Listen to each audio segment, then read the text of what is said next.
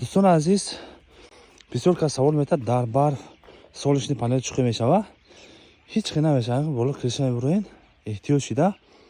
همین بالای پنل را جورب قطعی شروع کرده اوستا توزه میکنم که دوستان عزیز بعد بریم بالا با روشنی هم ضرورت گرفته میگیره یکون جای مشکلی نیست اینا همه جا برف توزه کردیم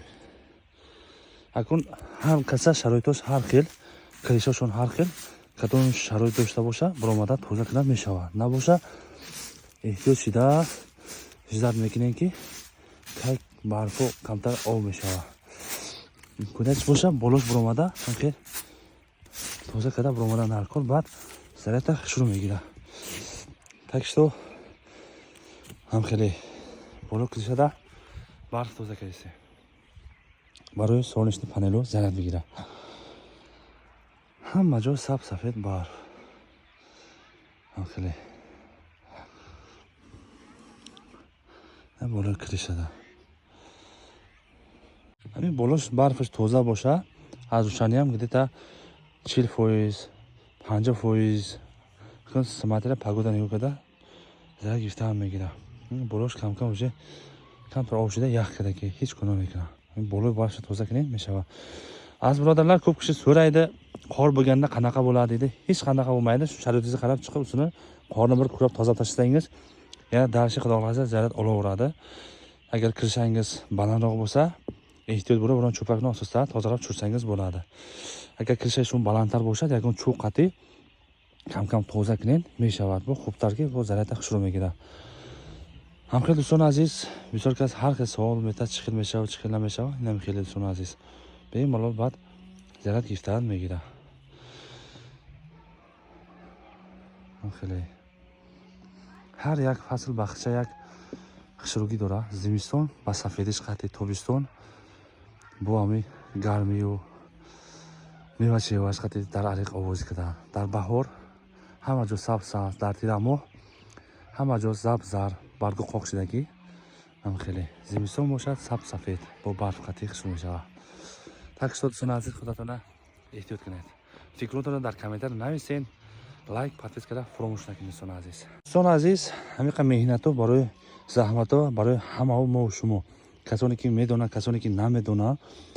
ببینید زمستون در برف در همه جا یخه بالای کریشه برآمده برای شما ویدیو کانتنت کردیم اگر کسی میدونه کسی نمیدونه برای همون کمتر معلومات باشن دادیم همینم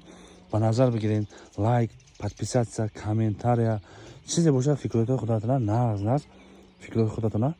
مرحمت نویسین کسانی که درباره همین معلومات نداره با همون مرحمت اینا همین ویدیو رو پدیدش کردم دوستان عزیز هم خیلی خنکیده بالای کریشه برآمده اینا با برای شما ویدیو کردیم همین هم یک به نظر بگیرید دوستان عزیز از شما فقط خواهش پدیدش کنین подписаться لایک تمام دیگه اگه چی نکنین هم خیلی دوستان عزیز سلام علیکم دوستان عزیز در اینجا 4 نمود солнечный پروژکتور ها را سوپر عکس کردیم در اینجا درونی خانه نازی حولی برای کوچه محله ها بهت چیزی نغز است در اینجا شیلوتا 120 سوم بود 110 سوم کردیم با دستافکش 3 متر سیم دارد پنلش بالای کریشه مونده اینا در درونی خانه مونده استفاده برات می شود پورت باتری خاموش همش هست دوستان عزیز سوپر عکس بهترین است 120 وات داتچیک دیوژن دار 270 سوم با دستافکش دوستان عزیز شما اینا خرید کرده به مالول نزدیک دروازه ها برای محل ها مانند استفاده برات میشد پشتش پنل هست شبانه اتوماتیک خودش گیرا میشود روزانه شود خودش اتوماتیک میمورد نزدش اومده دلی میشود گذشته رفته بلیج میشود پول هم داره شما به مالو پول قطعی استفاده برات میشود نرخش 270 سوم 120 وات میشود و در اینجا